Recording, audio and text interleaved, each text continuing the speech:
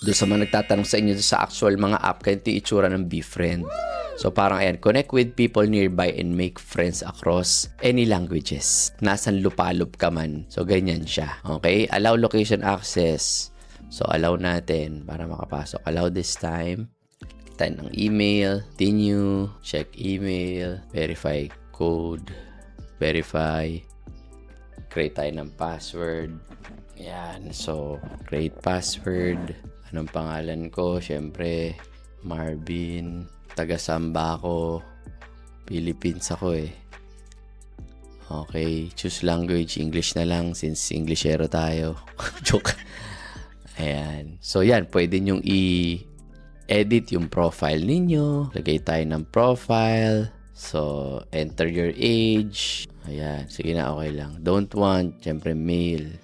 Save.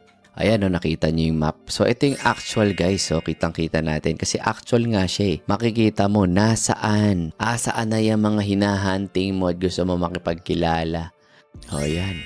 So, parang ganito siya nangyayari.